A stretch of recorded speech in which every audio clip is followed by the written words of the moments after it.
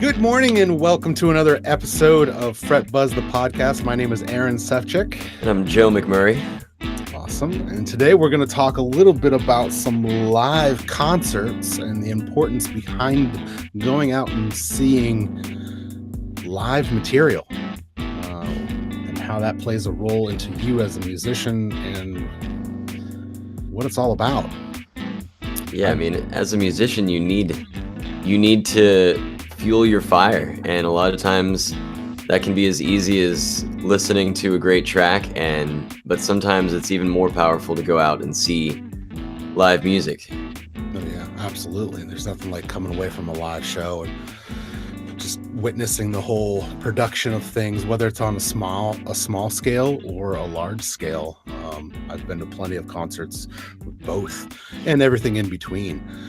I mean, it's really where it's at. I mean, I know a lot of us are bedroom or studio rock stars, but that dream of kind of taking that step further is where it's really at. All those hours of rehearsal in a basement or in a garage or wherever it's at, and putting it all together, getting that set list, crafting it, making sure that you're opening with the cool ones and closing with the cool ones, and thinking about how when you close with a certain song, you don't want to make sure that you lose your crowd to go to the bar, or there's a whole bunch that goes into the live set and making sure that it's perfectly crafted. It's extremely important. And there's no better way to learn how to craft a better set list than to go watch the best of the best do it. And then also it's been really helpful for me at times to see not professional bands sometimes play set lists that maybe aren't put together in the best way, and to see the opposite, to see people, to see them lose an audience, you learn just as much from that as well. Oh yeah, absolutely. I know learning what not to do. Yeah, I know with my job, it is kind of interesting because I get the opportunity to listen to all of my bands and all the other bands, and we do get to go through that critique of listening to exactly the set list that they performed and the way that they performed it, all that goes into it. It's kind of interesting. A couple weeks ago, a bunch of my colleagues and I sat around and did just that, and we were talking about, maybe this wasn't exactly the best setup in terms of set list. Maybe their performance wasn't exactly good, or it was about all the bands we were kind of talking about and how we thought that it wasn't their best performance and the reasons why. So yeah, it's kind of interesting, that's for sure. So what's a concert, Aaron, that you've been to where you came away, or even in the middle of it, you felt like they were putting on an incredible show, and you realized it while you were in the moment or right after the show? And maybe what was it that caused you to feel that way? Well, hands down, I know exactly what that is, but I know what you're going to say too. I think. Okay. Sure. I have to be careful with this though, because I can't.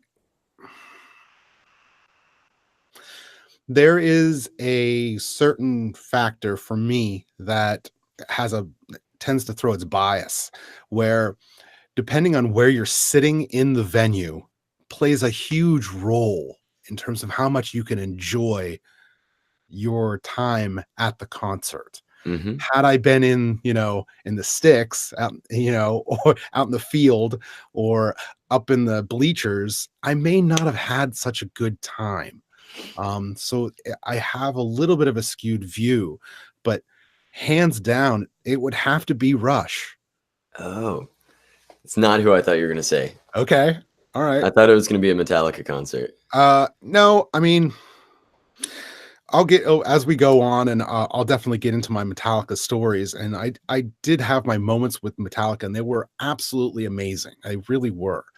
But for me, Seventh Row Rush on their 30th tour, Okay. was from the get-go, absolutely just, I mean, I'm getting chills as I talk about it now. It was amazing to see just 3 guys, and they'd been in it, and they were at the top of, not, I wouldn't say the top of their peak, but they were up there. I mean, Mhm. they'd hone their craft, and it's just Getty's so freaking good at vocals. Well, people, that's debatable amongst millions of people, but I grew an appreciation for Getty. I was one of those people who did not like Getty. I was more of a Yes fan when I was younger. But I grew an appreciation for Getty and what he does. And through that, I now actually enjoy Getty's voice. But the fact that he plays a killer bass, the fact that he sings and he plays the synths all at the same time. Alex Lifeson may not be the best guitarist in the world, but boy, oh boy, can that boy play, man. He's really good.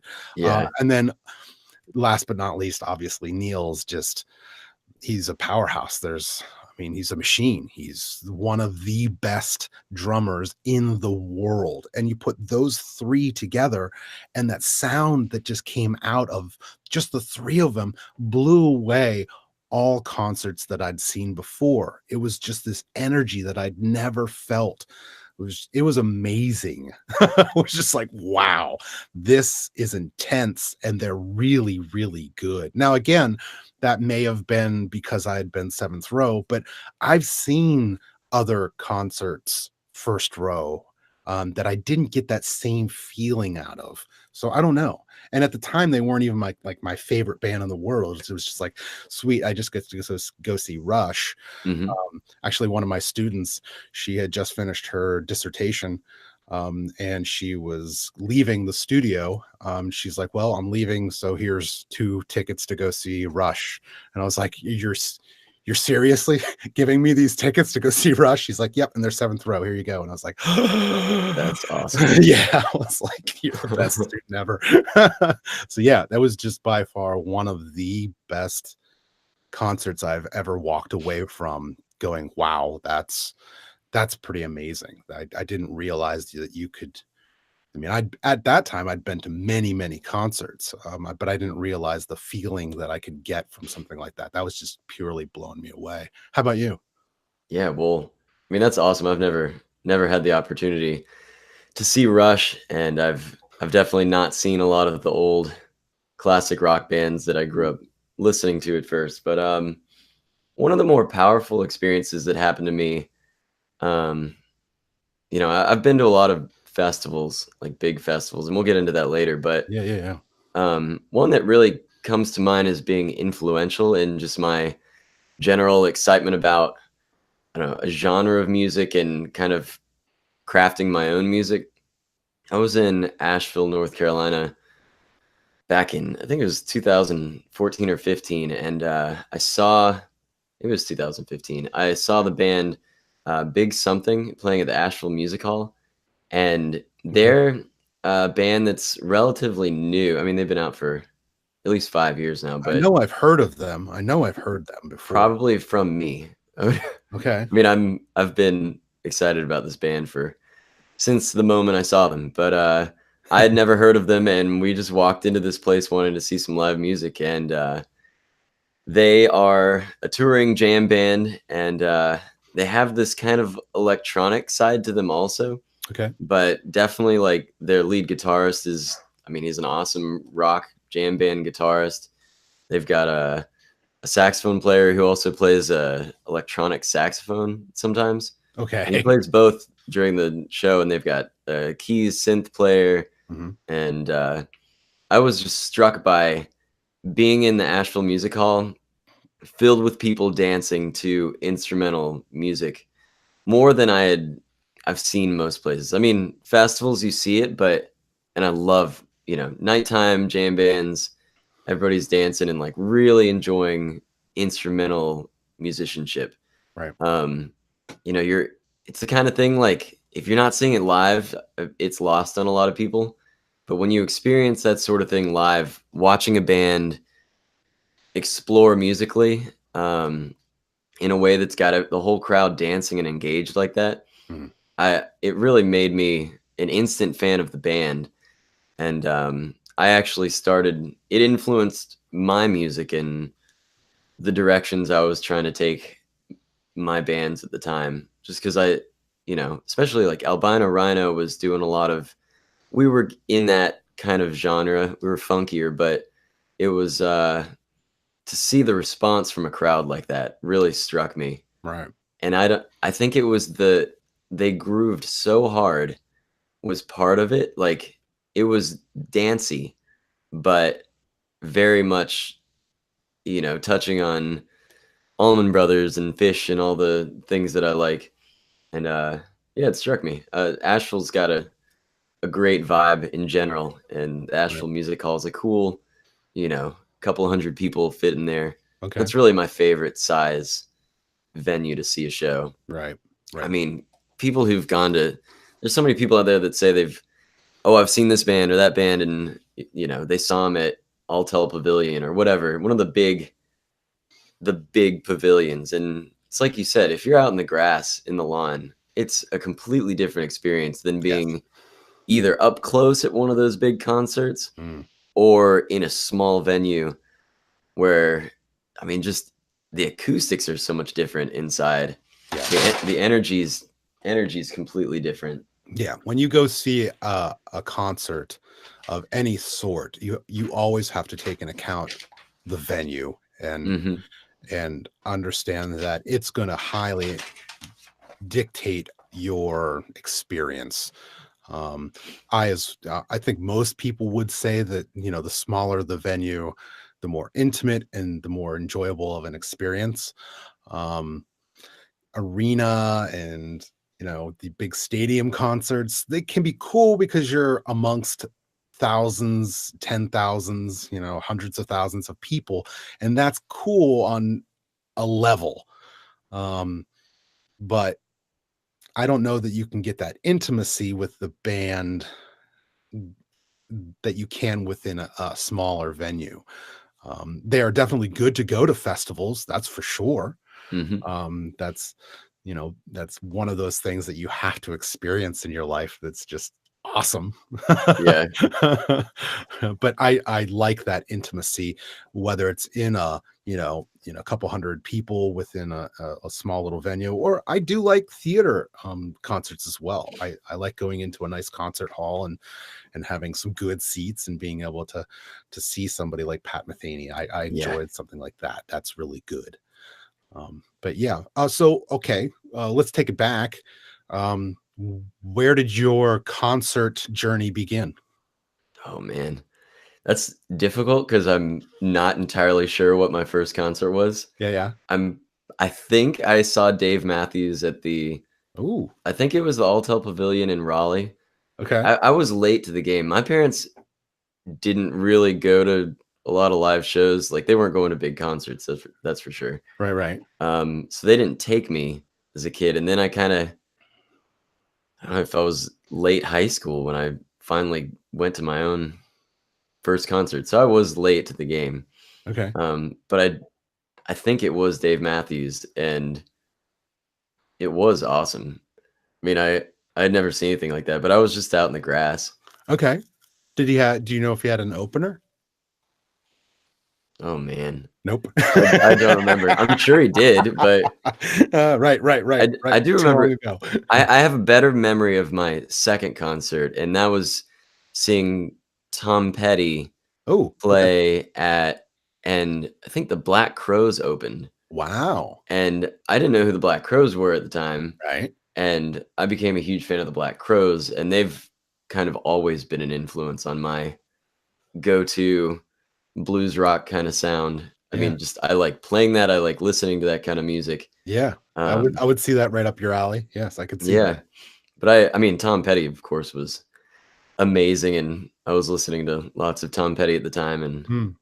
And a thing about Tom Petty that struck me is, like, they're not like the kind of band you listen to and you're like, oh, the guitar playing in Tom Petty's so good. Like, right. It's not bad or anything, but it's not like, doesn't make you think of awesome guitar. But live, their guitarist was pretty awesome. I mean, even from a tone standpoint, he had like a different guitar for every song, and they just had a good sound to them. They had been doing it for a long time. Mm, They had honed their act, and the audience was, you know, loved them. So yeah. I Yeah. enjoyed that a lot. I would have liked to have seen Tom Petty. I had the chance, I had the opportunity, and I did not get to see him. Um, Unfortunately. Yeah. Yeah, Yeah. Tom's awesome. it's feel good music. Yeah, it is. It really is. And like you said, it's not about any one instrument, really. It's the overall sound and just being able to hear Tom and the band and Hmm. anyone like the Traveling Wilburys, that would have been cool Yeah. to go see those guys perform. And it's again, it's not necessarily you're not going to go see Roy Orbison because of his guitar playing or anything like that. Hmm. You're just going to kind of go because of the overall sound. Yeah. Yeah, I mean, great. Sometimes when you're writing your own music, you have to step back and think about people like Tom Petty that, a lot of his songs are pretty simple and people love them. Yeah. I mean, No. it's hard I to recreate that, but Yeah. Yeah. keep you grounded sometimes. I was just having a conversation with you before we started the show about, I'm now in a songwriting critique class we're doing every month. We're doing a new song. And I went into this first month just way too hard. I'm overcomplicating things, and I've already said that next month I'm going to like a GCD chord because I think that's part of it. I think that yes, it's important for all of us as artists to push ourselves, and we at Fret Buzz, talk about that a lot in terms of expanding your musical knowledge and trying new things out. But at the same time, you do have to keep that overall kind of sight of, just make sure the song is good. That's really what it's all about. And people like Tom Petty and those guys knew that it was really about the heart of the song and being able to kind of sing along and enjoy just the soul of it. You don't really have to get into these killer licks that I see all over Instagram all the time. These people are like, blah, blah, blah, blah, blah, and you're like, that's cool and everything, but I don't know. I there's a part of me that loves that. A colleague of mine and I were talking about like Born of Osiris the other day, and um, some uh, metal artists that we were talking about, and how that's really intense of music, and there's a lot of technique and technical abilities going into all of that. But sometimes, just listening to something like Tom Petty is good. That's kind of important to be able to just get to the root of the song. And maybe it is something like just you know, what is it? Free Falling is like a Yeah, the D to T to D the sus A, 4. yeah, the E sus. Yeah, that's what it is. So yeah, I mean, perfect. Yeah. Oh, it's a great teach. I love teaching free falling to kids. They just learn their D chord, Yeah, and it's like it's so distinct. It's so simple, and it sounds so much like the song. Like as soon as you go from a D to a D sus 4, back to the D, and then to the D sus 2, like yeah, it's free falling. My 7-year-old student can do it, and it gets them excited. yeah, yeah, absolutely. Yeah, It, you're not gonna hook in young people to to be fans of your band it's harder to do so, I think, if they can't connect with it the same way. yeah, If somebody can play your song or sing your melody, they're going to connect with it and probably remember it and want to listen to it more. yeah. I have definitely I've noticed a change in myself over the past couple of years. It's especially apparent to me since I've not been playing in bands as much. Um, I used to be like my goal was to be the best lead guitarist possible. Was kind of my what I always wanted back when I was playing in bands, and that was studying Paul Gilbert and Joe Bonamassa and Eric Johnson and trying to implement those types of techniques into my soloing. And I've played out so many times now. I think I've played like 280 shows in Virginia Beach now, or in this region. Okay. And I don't get the response that I always dreamed of. You know, I can pull off some of the things that I always wanted to be able to do, and the response is often lackluster. Sometimes there's a musician in the crowd that's like, that thing you did was awesome. That's Like, if you're lucky. yeah, I mean, a lot of times you get like one guy who's into it, but like, you know, you're at a venue full of people, and people like the melodic songs. And I think I haven't decided that all of a sudden I want to like just become a guy with an acoustic guitar, strumming and singing simple songs, but it's driven me more towards the melodic side of jazz and the, you know, the solo finger style stuff. Like what we were talking about with Dustin the other day. Yeah, Dustin Furlow in our finger style episode.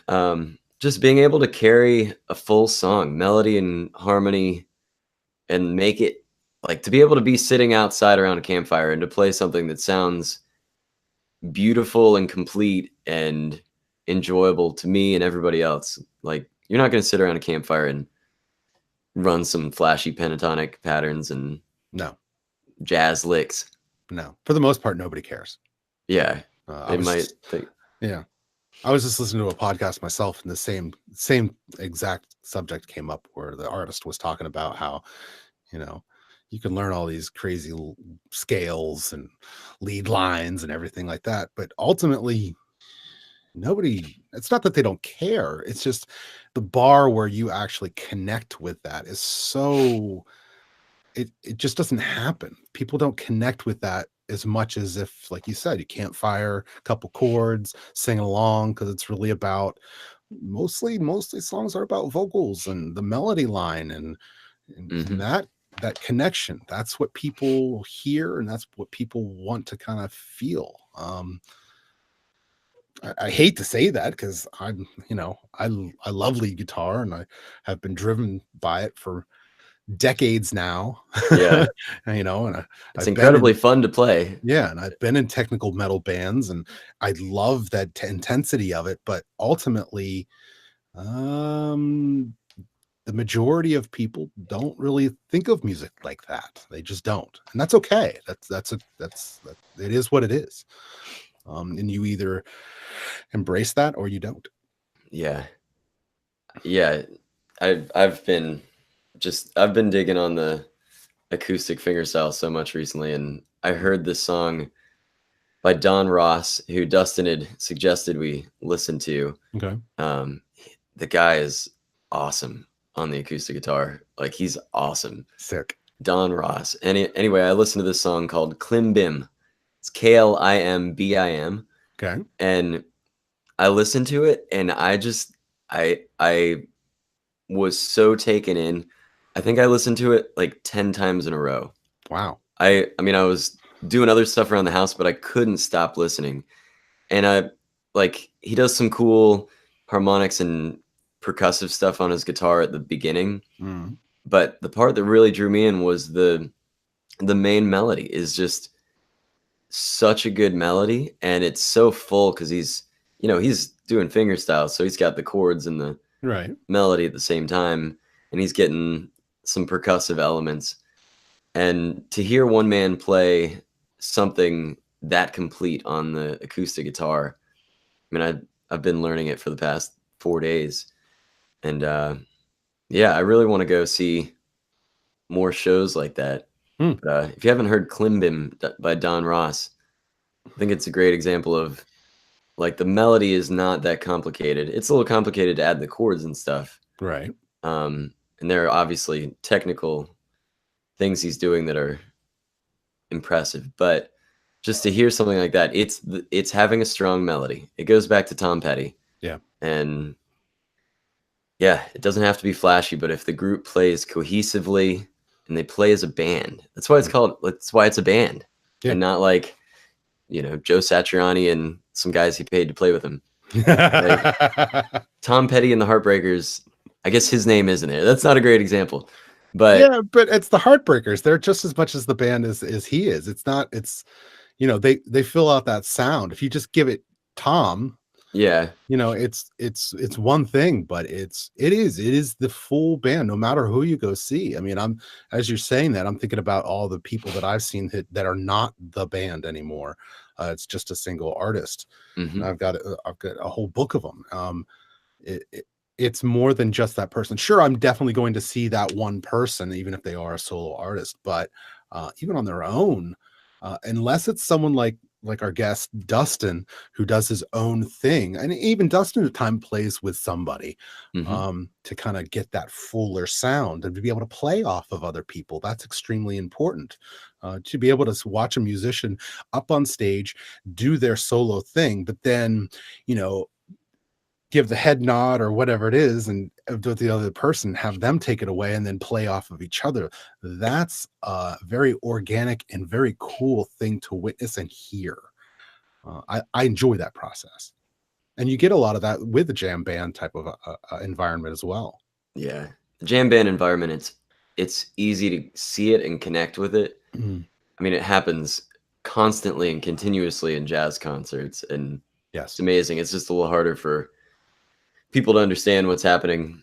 It's just not not as clear sometimes. Yeah, there was a towards my end years at Penn State. There was, and still is to this day, a bar that's underground called Bar Blue, and they deck it out in neon blue lights and everything. But it Hmm. was a jazz club on Thursday nights, and there'd be like little jazz trios or quartets down there, and I'd love to go down there and just sit in the corner and just listen to those guys. And it's very cool to be able to hear that interplay between all of them. Just very interesting. Yeah. I mean, jazz, people, a lot of times the rhythm section behind this person playing a solo, they'll react to something that the solo player might be doing rhythmically, Hmm. and they'll start imitating that or playing in the offbeats when they stop. Like, it's really cool to watch good jazz players do that, Yes. because it's like they just did that because of something somebody else did, Yep. and Yep. it's really fun. It's Yep. really, you can learn a lot from watching that Yeah. Very, closely. very in the moment for them. That's for sure. Hmm.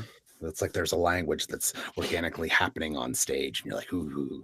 Yeah, it's like when a great place to see it is when people trade fours or something in a jazz tune, and they, for if you haven't seen that, it's for Yep. any listeners out there, the somebody will play a solo for 4 bars, and then the drummer will take 4 bars of just playing a drum solo, and then the next person will take a 4 bar solo, and it's still going over the chord progression of the jazz tune. So it's a cool time to, like, you're about to go, and you can kind of play off what the previous soloer did. Yeah. It's a it's really fun to actually be a part of. Oh yeah, absolutely. Yeah. So what's a great jazz show you've seen? You said Pat. Pat Metheny. Yeah, I would definitely say Pat Metheny. That's like one of the more highlighted shows that I've seen. I think Hmm. Future. What is that? Is that Future Man that plays with him? Am I thinking? Am I I'm not sure. trying to figure out who?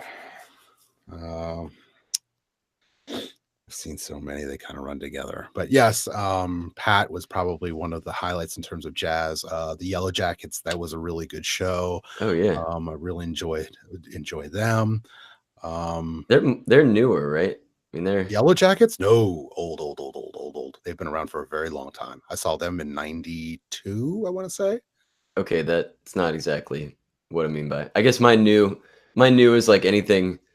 Pat Metheny's still new, and compared to, I guess I get caught up because I listen to a lot of like old stuff, like Hmm. you Oh, I know, see what you're saying. you know, I see what you're Miles saying. Davis and I see what you're saying. Yes. yeah, old Charlie Yeah. Parker. Yeah. No. Okay, I see what you're saying. But Yes. okay, so '90s. That we can be clear, '90s, Yeah. because So they're like, they've got a fusion mhm. edge. Yeah. Yes, exactly. Yeah. So yeah, the Yellow Jackets, that was also a good one. I'm trying to think about yeah, I've mentioned in the past like Tito Puente. Oh yeah. That was a really good concert that I've been to. Oh boy.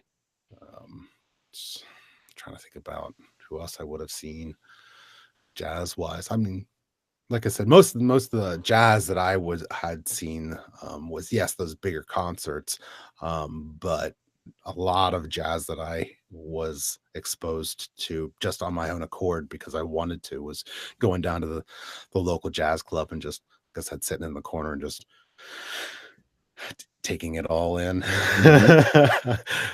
Yeah, if you guys have a place to go see local jazz, I highly suggest it. Even if you're not really into it, it's extremely important that you expose yourself to the interplay that happens with jazz. But that's just my 2 cents. Yeah, there are a lot of great places to see jazz in the cities. I don't know so much out away from the cities, but when I was living in DC, I remember one of the great shows, at least influential shows on me that I saw, was at Bohemian Caverns, which is sadly closed down now, but it's on U Street. I think it's around U and 10th. It's kind of near the what's the venue in DC? They're big. DC 9:30? 930 Club, yeah. It's kind of close to the 930 Club. It's on U Street and it has the like curvy piano on the outside with, I think there's a saxophone too. Okay. You actually go, there's one door to like an upper level bar, but to get into the jazz club, you go from the outside down this little staircase, and it was decorated like a cavern. Oh. And they had like, it was fake, but it had like the stalactites and stalagmites, yeah, and it had white tablecloths, and it had this little stage. You know, you're sitting like 6 feet from the players. And I remember being down there. I was in school, and I had my little notebook, and I was watching Mark Whitfield, who's a great jazz guitarist. He went to Berkeley like in the 80s, I think. But yeah, I mean, that kind of room the energy is so huge in a little room like that. And there, you know, sometimes there's only like 15, 20 people in the room, and it's you know, you make eye contact with the musicians and throughout the show. It's just it's a really cool experience. I think I mentioned this on a previous episode, but right before Christmas, I was up in New York City, and I mean, I love going to little jazz clubs in the Village, like Smalls and whatever. Like, you just see who's playing, like, because there's a bunch of them, so you can, do I want to hear a sax player playing lead, or do I want to, this one's got a trumpet player? You can kind of pick based on the little description they put. But those kinds of gigs are always fun. But I did get to go see Mike Stern play at a nicer venue called the Iridium, which was like Midtown area. And man, I mean, his whole band's just, he's so awesome, and he's so nice. Yeah, and you got to talk to him. That's pretty cool. Yeah, I think I did talk about this on a previous episode, but because we're talking about concerts, yeah, it was a great show. Yeah, his bass player was Tom Kennedy was so good on the bass, and he had Randy Brecker playing trumpet, Michael Brecker's brother, and I mean, the guy was, the tone of his trumpet was so good. Yeah, it was just the whole experience of seeing some legendary musicians playing at a pretty classier than normal jazz club was pretty awesome experience. I love going to concerts, man. Yep. It's just so fun. I love it. Throw some more out there. Yeah, I've got this book. So for those of you watching on YouTube, since we do have a YouTube channel, I've got this book of concerts that I created from when I was younger, and just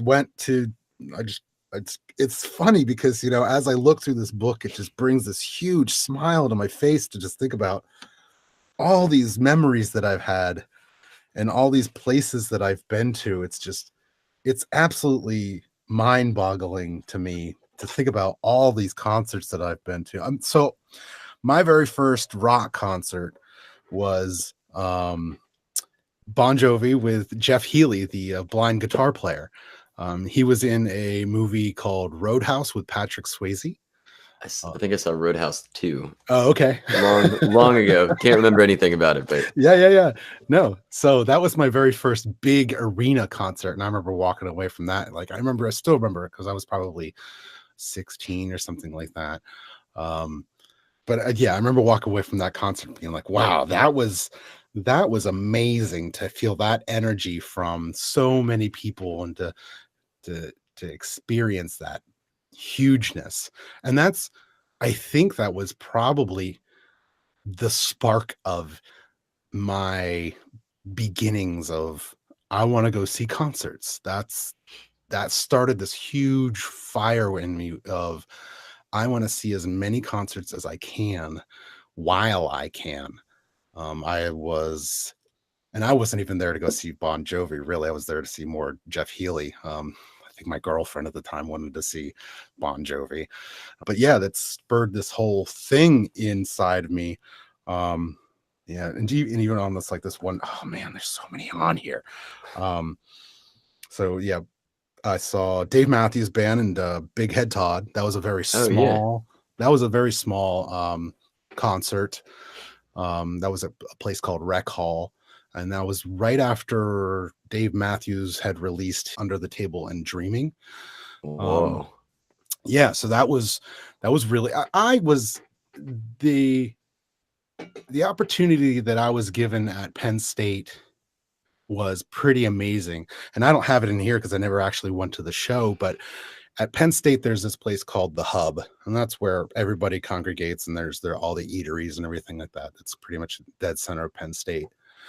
And at the time, they've since completely remodeled the place, and it's a completely different place now. But there was a place called the Fish Bowl, and it was upstairs, and it was called the Fish Bowl because maybe it was 4,000 square feet, 5,000 square feet. It was just one big square, and it was a studying room, and it was surrounded by glass. And then they had hallways all the way around this square glass, and on the inside, it was all quiet where people could study. But they would hold concerts inside the Fish Bowl at times, and I didn't know it at the time, but these two groups had come through and were playing, and I was like, oh, these guys were cool, but I was on my way to do something else, so I didn't actually get to stay and see the concert. But it was Pearl Jam and Red Hot Chili Peppers. Oh man.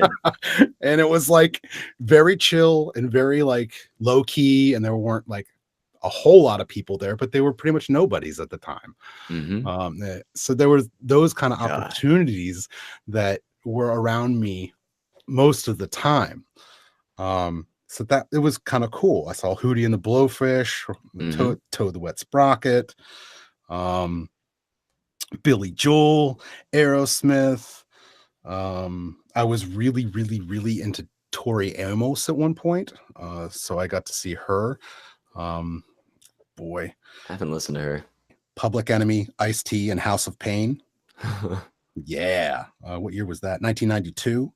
That was a good one. I actually got to see I saw Snoop Dogg. There you go. That's cool. Yeah, he was that was fun.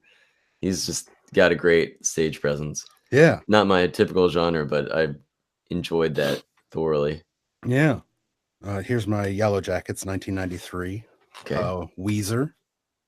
I saw Stevie Nicks with Sheryl Crow. And most of these concerts, I actually didn't go with anybody. I saw them all by myself mostly. Sometimes that's the best. Yeah. Like if you're with the right person, it's great. But sometimes, oh, that's cool. What year is that? He looks young. Yeah. It's Pat Metheny. He was showing me a picture of Pat Metheny on his brochure ticket. Like if you're with people that want to like, they're more interested in talking and dancing and drinking and less like sometimes it can just be distracting. Sometimes it's just going to a show that you really want to watch and being able to just focus in is really nice sometimes. Yeah. This was 2005. Okay. Yeah. That's not that long ago. No, it wasn't too bad. Yeah, here it is. Pat Metheny Group. Yep. Marvin Hamlish, Tool with Meshuggah. I saw Tool. All Points West in New York City. Yeah, I'll never forget his drum like went up like this. You could actually see him drumming. Oh, whoa. It was cool. Yeah.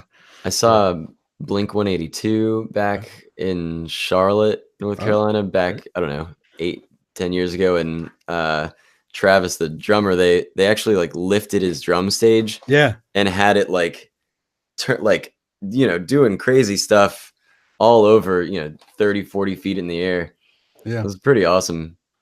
Seeing Blink-182 was a really fun concert. Oh, I'm sure it was. The energy is just insane in there. And people want to mosh to it, but it's pretty happy music in general. Right. Yeah. Or maybe it's like kind of got some sad, like the lyrics can be dark sometimes, but it still sounds happy. Yeah. Oh, yeah, absolutely. It's got that party attitude kind of feel. Yeah. The drumming is so good and so fun to listen to in Blink-182. Yeah. I've got Yanni. I saw Yanni.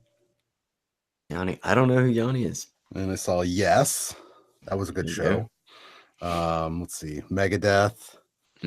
Government Mule. That was a good one. I saw Government Mule at House of Blues in Las Vegas. Okay.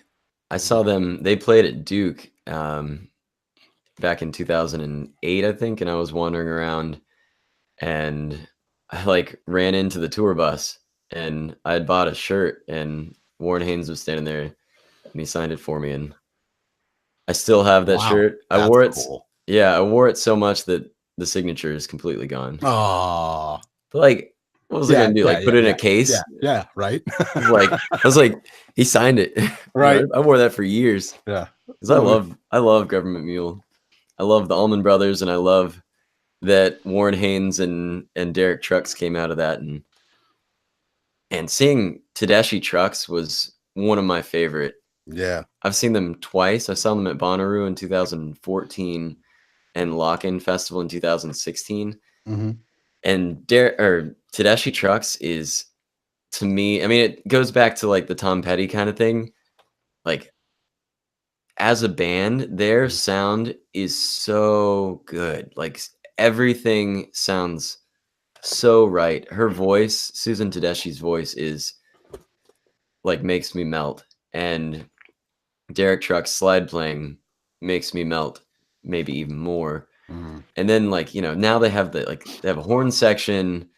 Like they've got such a gospel tinge to their blues and soul feel. Like it's just, I love seeing Tedeschi Trucks. Yeah, that's funny. Yeah. I see Prince here. Prince was an excellent show. That was a wonderful show. I saw him close. I was I think 10th row for that one. That was his drummer was amazing. I'll never forget he did this like weird thing where his toms were up here and he had these flip type of technique going. It was weird. It was very interesting. But and then yes, I've got Danzig, Suicidal Tendencies, and which is kind of funny because there's the bass player who now plays with Metallica. And I've seen Metallica a bunch of times.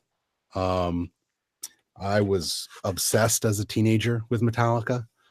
I followed them religiously, was in the Metallica fan club, and through the fan club, I got backstage passes and met them. Yeah, I mean, I remember being on the floor with in the pit and Jason Newsted coming down and me and him headbanging together, and actually I knocked heads with him. And after the show, he was like, "Oh man, you were intense." And I was like, "Well, yeah, I mean, it's a Metallica show and I've been following you guys for years." Yeah. So it's pretty good to bang heads with the guy. Yeah. So I really enjoyed that. That was a very big piece of me playing the guitar. I remember getting Ride the Lightning. I remember traveling to the neighborhood across from mine just to get a tab book to learn how to play, Ride the Lightning and Fade to Black. And it was very important to me to learn how to play licks like Metallica did. So yeah, that was very influential. Those guys. I need to go.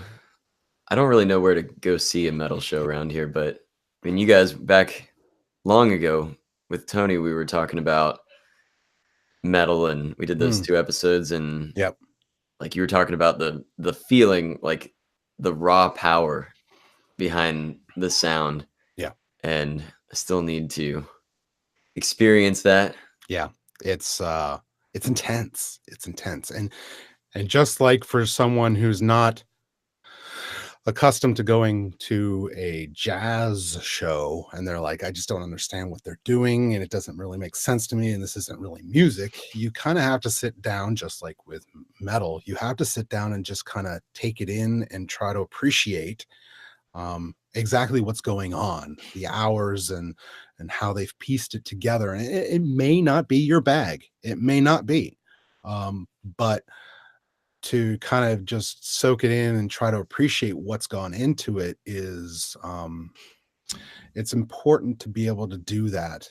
Metal is there's a lot that goes into it. I mean, I think about the sessions that I had with my band Winterlong, and what we would go through in order to put those together versus something like, well, I can't really say Kairos because Kairos Quintet was a little bit different, and it was very professional, which was enjoyable. That's why I enjoyed the Kairos Quintet and all our sessions. But much like that was the metal band that I was in, and we would piece things together and go over them 50 million times because it has to be tight. You don't want to be a metal band and be sloppy. You have to get that technical ability down, and each person within the band has that technical ability. There's no really one person that has that technical ability. It's cumulative. It's the entire band that comes together and does the stops and the breakdowns, and there's speed picking and double kick going on and screaming, which people don't like, but there's definitely a technique to it, and it definitely takes a whole lot of energy to be able to do that for a whole show, and it's crazy. Now, when I was younger, I would go to the pit, but not anymore. There's no way I'd even touch a pit anymore, just because I think it's in my old age, and I am old, for a lot of these listeners out there. I think it's kind of stupid just go into a pit and beat the shit out of each other. I'd much rather be on the side and just listen to the music and appreciate what the musicians are doing. That's just because I'm a musical nerd. I understand there's people that go to concerts just for the energy. And that's awesome. I totally get that. Been there, done that. But because I'm a musical nerd, I'd much rather just kind of pay attention to what they're doing musically on stage and how it's all put together. But yeah, along the lines of like the metal shows, Milwaukee Metal Fest is the one that stands out for me. It's not the same as it was back then. There was this place called the Eagles Auditorium, and it was something out of a horror film. I can't describe it. I really can't. It is by far the best venue I've been to, hands down. And I don't know that anybody else would be able to experience anything like this. It was a dilapidated building. Actually, half of the building was actually condemned because it was caving in. I'm surprised that we even had the concert there in the first place. It was very cool because it had 3 levels. It had the first level, they completely painted everything black, and I mean everything black. And that was a huge like concert stage. Above that, they had another double stage, I believe it was. And then on top of that, they had this dome looking like almost like the Shining type of decor. It was very like Victorian and very weird, like eerie type of thing. And they had like a balcony that went all the way around, and it was very odd. But anyway, and there was a bowling alley downstairs where we did all the interviews, and that's where it was roped off, and they had caution signs. But because we were who we were like, okay, let's go beyond the caution signs. And like, went into this. It was straight out of a horror film. They had like these locker rooms that like the fluorescent lights were like flashing, and like the locker rooms had been like completely like destroyed, and papers all over the place from like the 1970s. And then if you went back behind that, there was like this huge room with a swimming pool that was like caving in, and it was like messed up. It was messed up. Yeah, I loved it. It was great. And anyway, I went back there twice because it was so cool.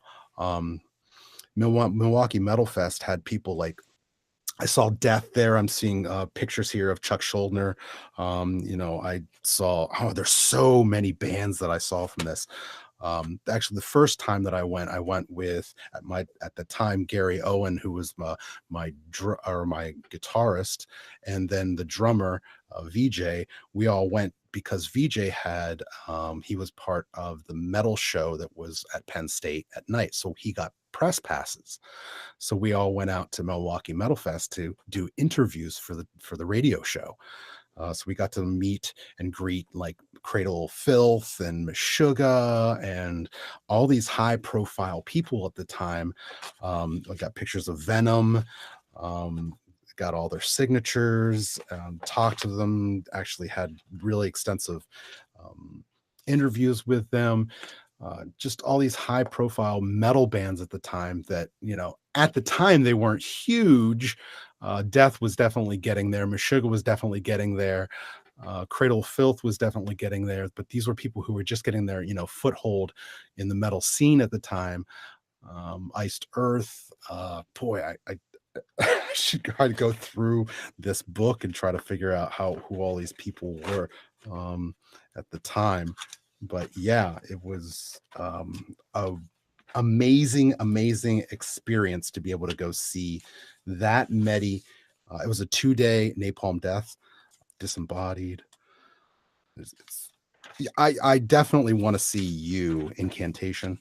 I definitely want to see you go see a metal show, Joe. I think that would be, report back. Yes, and report back and see what your what you have to say about Oppressor. That's awesome. Yeah. I would like to. I need to figure out where and when. They've got to be out there. I just don't exactly know where. But Obituary, Exodus. Awesome. Dude, these are like I want to go back and see these bands. Yeah, your enthusiasm is incredible. I need to see what you're talking about. Oh yeah, absolutely. Yeah. Concerts, I mean, again, it goes back to what we were saying at the beginning of Bob Dylan. Smashing different. Smashing Pumpkins. I'm just like flipping through pages. The G3 tours with like Joe Satriani, Steve Vai, Yngwie Malmsteen, Eric Johnson. No matter what concert it is, it's just, it's concerts are, they're a memory. Oh, here's the Eagles. I saw the Eagles second row. Guar, I've seen them a couple times. Stone Temple Pilots, Def Leppard. Here's my signature from Robbie Krieger. Going to see him at a very, very, very small venue. I think there were probably 10 to 15 people there, and I go in and there's Robbie Krieger and his band playing, guitar, and I got to sit down with him afterwards and chat with him for a good half an hour and just talk about the Doors and him and what he was doing. And it's awesome. I love going to see concerts. I love the whole experience. I mean, it doesn't matter what kind of concert it is. No matter what, you're going to walk away with a memory. I mean, I have so many memories of just concerts, and each one has its own kind of thing, whether it's Megadeath or if it's Yanni, or if it's Marvin Hamlish, I have in here as well, piano player, comedic piano player. It doesn't matter what it is. You're going to walk away with some kind of experience and be able to be inspired that when you go home, you have something to pull from, whether that's writing or you and your band and being able to put a show together. That all plays into it. Man, your enthusiasm is awesome. I feel like I think I could fill up a whole episode with festivals. I Yeah. I would say the 90% of the shows I've seen have been at festivals, largely because when you go to a festival, you like see 40 acts in a weekend. Yeah. I think that festivals too. I mean, even like Lollapalooza. Yeah. Saw Soundgarden and the Ramones, and Mhm. they're good. I mean, the only thing with festivals is if you have multiple stages, you always are, with that conflict Picking of and choosing. who do I go see? Right. I mean, and that kind of gets into some of what I wanted to talk about with festivals. I guess here we go. We did. I've been to All Points West in New York City in 2009, and then I went to Firefly in 2013 and 2015, Bonnaroo in 2014. Wow. And Lock-In in 2016. Awesome. And I'm looking to figure out what I'm going to do this summer, but yeah. I try to do one big one a year because it really like helps keep me in touch with who's up and coming, where the bar is right now for certain genres. But each festival has a very different vibe, and having been to a lot of them, like, I mean, Bonnaroo was just like Bonnaroo blew Firefly out of the water for me. Okay. Why? Firefly, you can't camp inside, and you have to. It's in Dover, Delaware. Okay. And I mean, inside is very cool. It's, there's all these big clearings in the forest, and they have all kinds of lights in the woods, and it's got at least 4 big stages and everything else. But yeah, not being able to camp in the actual festival site means that if you want something to eat, either you're paying high prices for the same, especially Firefly is like the same 8 food stands everywhere. Right. And it's expensive. If you want to have a beer, it's like overpriced beer, and it's the same choices for the same prices everywhere. Right. And walking back to your tent could be like, it might take you an hour to get out of the festival, walk around the stadium, the NASCAR stadium to your site. And then you got to go back through security. It's just a pain. Right. Whereas Bonnaroo, you go through security to get onto the farm. This is in Manchester, Tennessee, about an hour southwest of Nashville. Oh, okay. And security is actually, I saw some people having their cars searched and all kinds of stuff. Like, there's some serious security getting in, although it seemed kind of random to me. But once you're in, you're in. And yes, you have to walk through like a checkpoint to get into the music areas, but I mean, it's nothing. It's like volunteers. It's easy to go back and forth from your tent to your. Is it close enough that when you're camping, is the music close enough that you can actually hear it from your camping area? I mean, it just sounds like if you heard I remember growing up, I heard the marching band at the local school. Like, you can just kind of hear the general noise in the distance. Okay, so there's a little bit of a trek between the camping and the music. Yeah, because it's not, Bonner's just so big. It's a big farm. Okay. There were 80,000 people there. It's big. That's so fun. Yeah, I mean, Firefly's, I think 60,000. It's big too, but now are you allowed to bring like all your own food and stuff like that? Yeah, and that's part of what I like so much. And it's got like unique places throughout Bonnaroo. There's this one place where you can get this awesome food that you can't get anywhere else. There's this one place where the beer is a little cheaper. Okay. Whatever it is. And there's literally no security. Like, maybe I shouldn't say that out loud, but once you're inside. Once you're in, yeah. Like, right, it's just like a big kid's playground. There's arts, crafts, music everywhere. Incredible musical lineups. I mean, there's so much music. It's just nuts. I mean, and a lot of festivals are like this, but Bonnaroo has a pretty diverse, because it used to be more of the jam band kind of festival, and it's gotten so big that when I went, it was like Jack White, Kanye West, and Elton John were the headliners. Oh my gosh. None of whom I'm that like. I mean, I would go see Elton John. Elton John was great. Yeah, I would see Elton John. Jack White was actually really fun. Yeah, I can imagine. Really enjoyed that and didn't expect to. Yeah. Didn't really know what I was getting into, but still Umphrey's McGee played and Tedeschi Trucks, but then like Flaming Lips and Skrillex and John Butler Trio, and like everything from Sunday had a lot of bluegrass, like big Yonder Mountain String Band, Green Sky Bluegrass. It really spans the gamut. Wow. But all that being said, Lock-In is the best right now, in my opinion. Okay. Why? Lock-In is smaller. It's like 20,000 people. Okay. And Where's it located? it's near Charlottesville, Virginia. Okay. So it's also the most conveniently located for me. Right. But being smaller, it's just got one main stage all day, and you can kind of like camp out with your chairs. I mean, it's the most laid back, the most nuanced, like there's not much commercialization at all. Okay. Camping it's that much easier to walk to your campsite, to like go get lunch, sit in the hammock for a little bit. And having one stage is pretty awesome.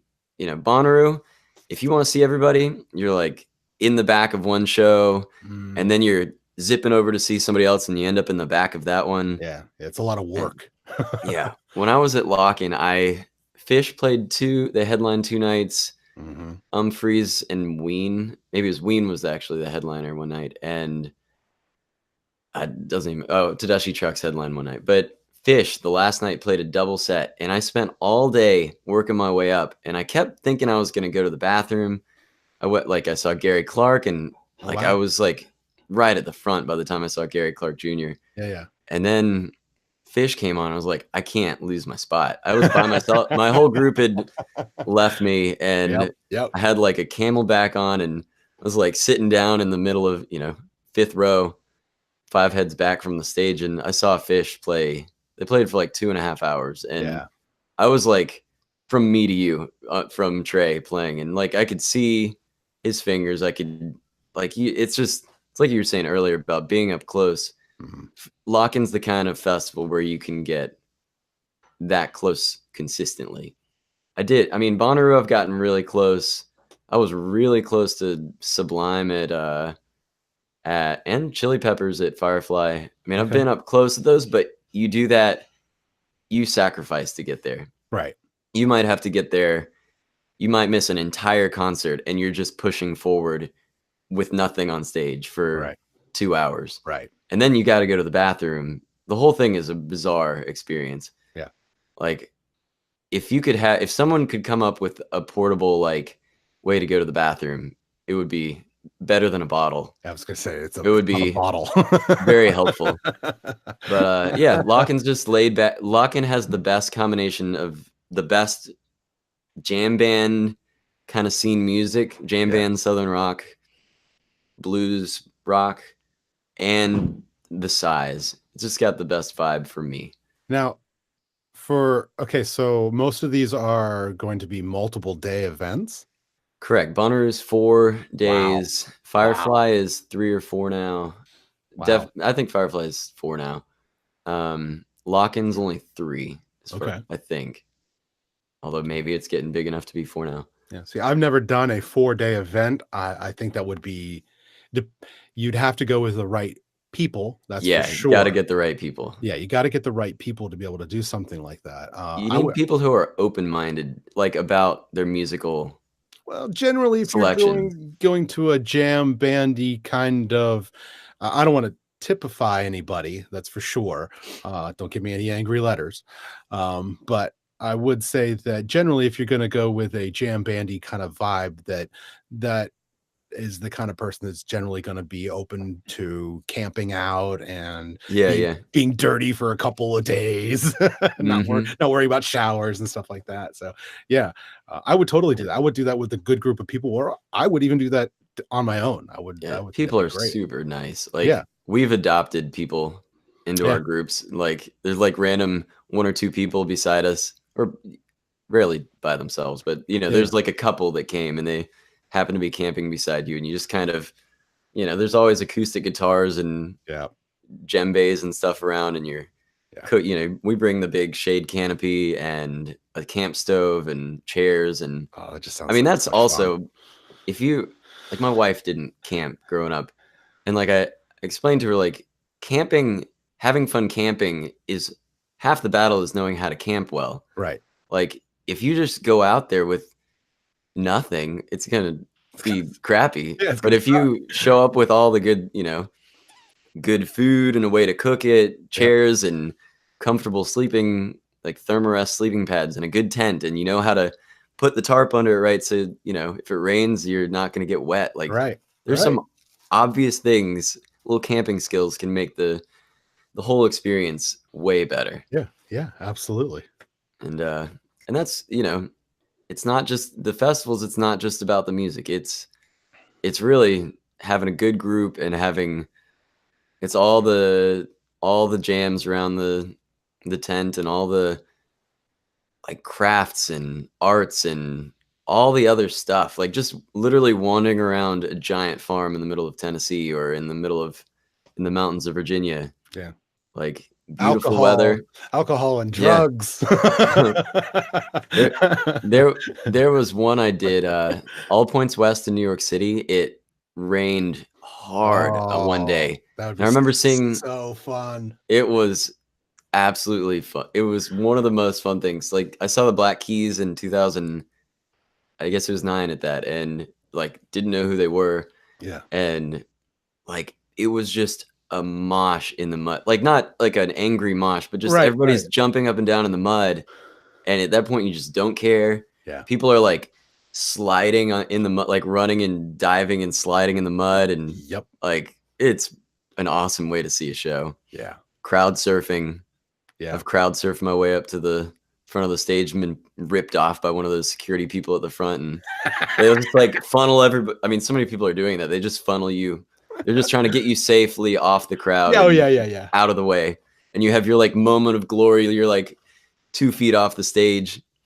You get to walk by and you're looking up at the band. Yep. Yeah. I actually lost my phone doing that. Oh. I like get done and it had fallen out of my pocket while crowd surfing. And that phone is probably immediately panicked. In the mud. I retraced my path and somebody's like, I was asking about it and somebody had it and gave it to me. No, I got it back. Now that like thousands of people, and I had retraced. I knew where my friends were, and I knew it was a pretty straight line to the stage. Oh, wow. And I just kept, anybody seen a phone, I was just crowd surfing, lost my phone, and somebody's like, this one?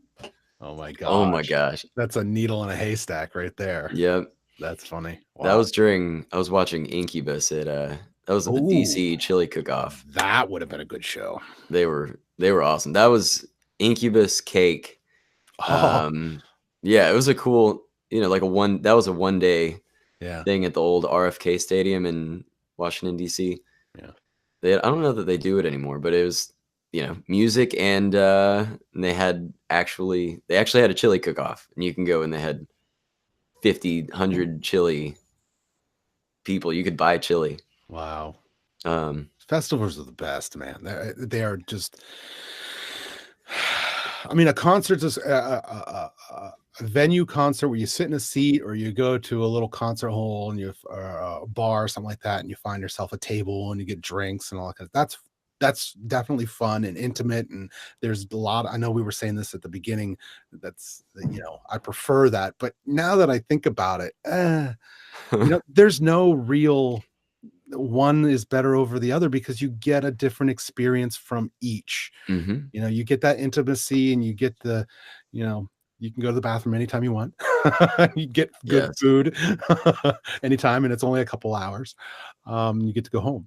But at the same time, festivals are amazing because you do get that camaraderie with people around you, and you're all there for the same reasons, and you get to see a bunch of different good talent, people you've never heard of beforehand, and you come out of a festival with like 10 new bands that you're excited about. Yes, it's like the biggest musical extravagant. Like, it will, if you're not excited about the music you've been listening to, you go to a festival, you come out of it with a whole new excitement about the music scene, the contemporary music scene. Yeah, finding new people you've never heard of, and it's love it. I love it. Concerts are wonderful. Yeah, this has been a great topic to talk about. This has been one of, it's not so technical, just something that we obviously enjoy, and we've seen a lot of different types of music, and they all have their benefits and downsides, and if you guys out there have concerts that you want to talk about, or share a story, let us know. I would love to hear what you guys' stories are. Any of them throughout the years. Concerts are fun, and obviously, they're enjoyable. They excite you, and for good reason. There's a lot of energy within a concert, and they keep you kind of wanting to come back for more and more if it just weren't so damn expensive. Yeah. But yeah, you can go to local shows for pretty cheap. Mm-hmm. You don't have to go pay $100 to go see a single act. Yeah, right. Yeah. And if you break down how much a festival is, if you go to Bonnaroo and see even just 10 acts a day, that's 40 shows for about $400. It's about $10 a concert. It's not too bad. Yeah.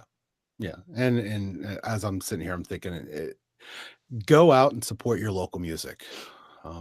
Us musicians, obviously, we all know we don't make a whole lot of money. And I know it's, musicians talking to musicians saying, go out and spend your money. But I don't have any money. But the more that we do that, the more that we can thrive. It's important to support each other. That's for sure. And sometimes the local shows are, maybe the technical skills aren't as crazy good as the best bands in the world that you see at a major festival, but the energy can sometimes be just as high. A band playing for their friends at a local venue can have just as much excitement and enthusiasm as a big stage at a big concert.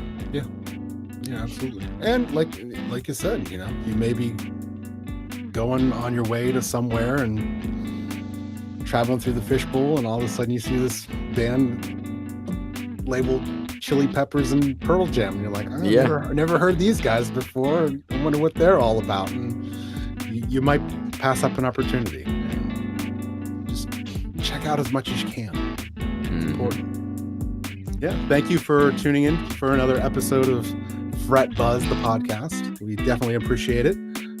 Hit that subscribe button, hit that bell. And again, if you have any suggestions, or anybody who wants to be on the show, let us know through fretbuzzthepodcast.com. Fill out the inquiry there, and we'll get in contact with you. Yeah. Y'all have an awesome week, and I'll see you next time. Yep, absolutely. We'll see you next Thursday. All right. See ya.